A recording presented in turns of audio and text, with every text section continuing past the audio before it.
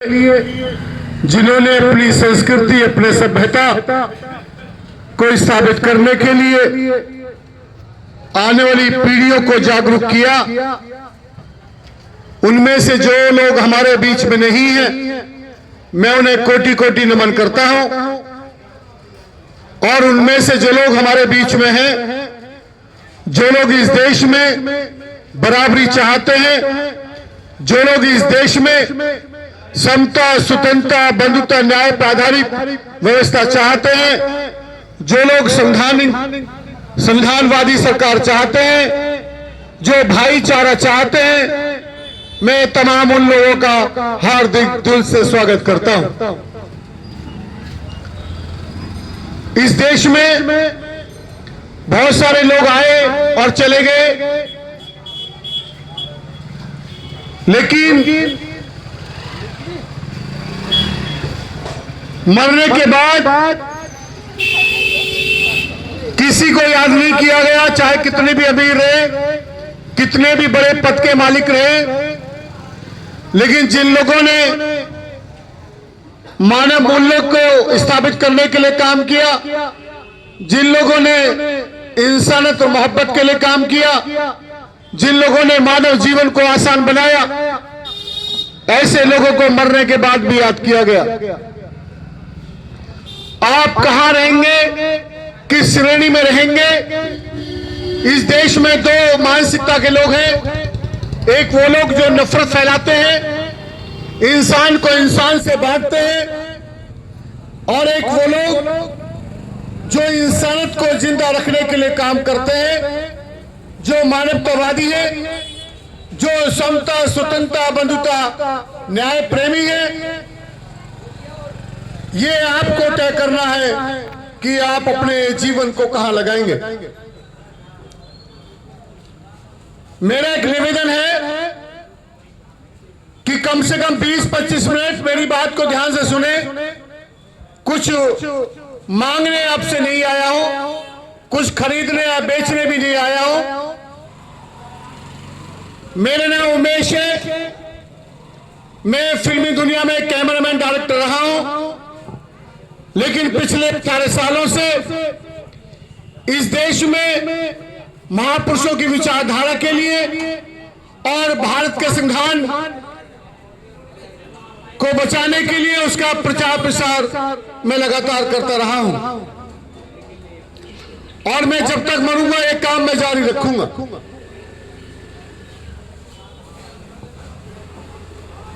मेरे देश के लोगों,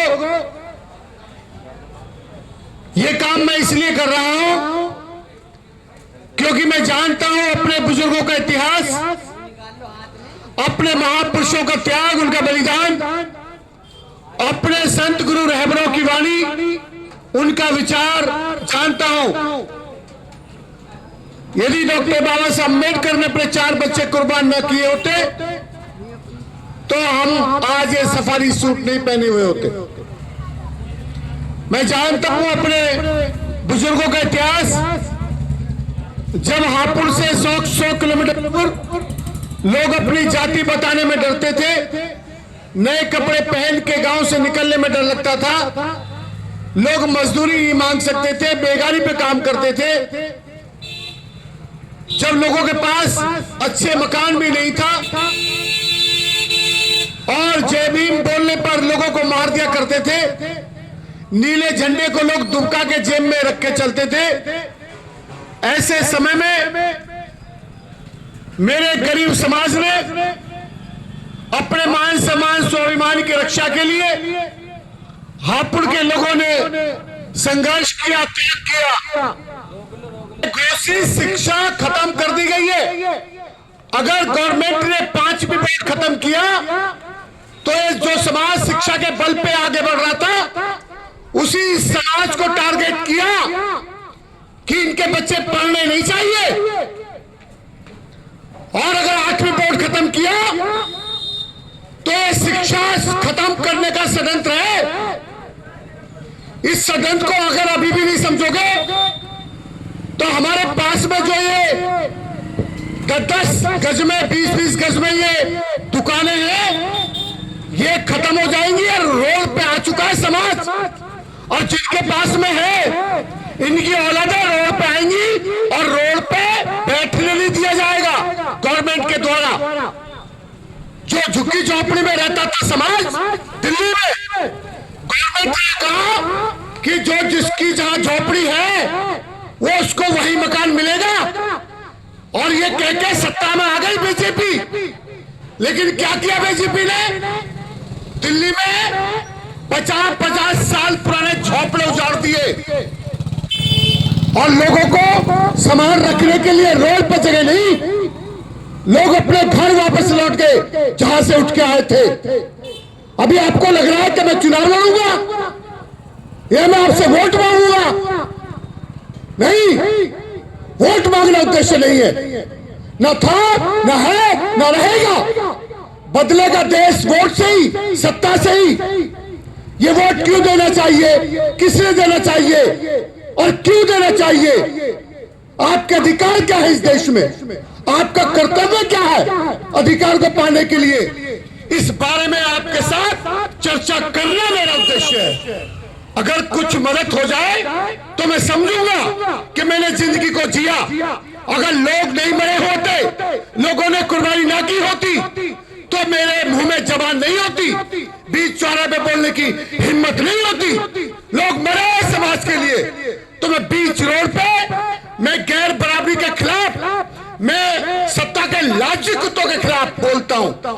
ये ताकत मुझे मेरे समाज से मिलती है, और आज मेरा समाज यदि नहीं सुनता है, और मेरे समाज का आदमी अगर ये बोलता है कि पुल के नीचे कर रहा है मीटिंग, आगे मत करना, अगर आगे करेगा तो लप्पड़ लगाई जाएंगे, तो मैं देखना चाहता हूं कि कौन वो व्यक्ति है जो मुझे लप्पड़ लगाना चाहता है। मेरे देश के लोगों, मेरे अंदर जो दर्द है ये आपको अभी समझ में नहीं आएगा, मेरे मरने के बाद समझ में आएगा। आज जो लुट चुका है वो मैं जानता हूं, जो लुटने वाला है, जो नजर है सत्ता में बैठे लोगों की, मैं वो भी जानता हूं, और कैसे कैसे लुट रहा है, किस षड्यंत्र के साथ लुट रहा है मैं ये भी जानता हूं। कैसे हमको वापस गुलाम बनाने के लिए आरएसएस बीजेपी के लोग षड्यंत्र कर रहे हैं, मैं ये भी जानता हूं। तो जानकार होके घर में रहना ये कायरता है। बाबा साहब अम्बेडकर ने कहा है कि जुल्म करने वाले से जुल्म सहने वाला ज्यादा गुनहगार है। देश में हमारी बहन बेटी का बलात्कार हो रहा है और हम बोले नहीं, हमारे बच्चों के अधिकार छीने जा रहे हैं और हम बोले नहीं, हमारे लोगों के रोजगार छीने जा रहे हैं और हम बोले नहीं, तो फिर इससे मर जाना ही बेहतर है।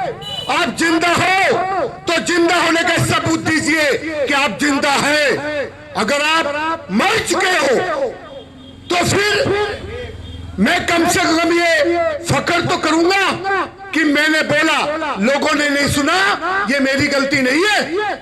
मैं हापुड़ में इसलिए हूं पिछले 8 महीने से क्योंकि हापुड़ के लोगों ने क्रांति की है। अगर हापुड़ के लोग क्रांति नहीं करते तो सुप्रीम कोर्ट का फैसला नहीं बदलता। 2 अप्रैल 2018 को हापुड़ के लोगों ने हापुड़ जाम किया तो सुप्रीम कोर्ट ने फैसला बदला। अब 19 मार्च को फिर सुप्रीम कोर्ट बैठेगा।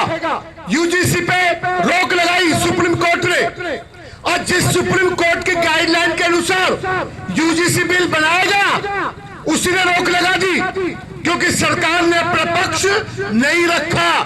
अगर सरकार इतनी ईमानदार है तो ये कानून है कि बहुमत के आधार पे लोकसभा में बिल को पेश करके उसे लागू किया जा सकता है। सुप्रीम कोर्ट उसमें कुछ नहीं कर सकता, लेकिन सरकार ने नहीं किया क्योंकि सरकार की मंशा यूजीसी बिल पे समर्थन में बोल के अपने वोट को साधना चाहती है, उसे लागू नहीं कराना चाहती। अगर लागू कराना चाहती तो कर दे। यूजीसी बिल है क्या?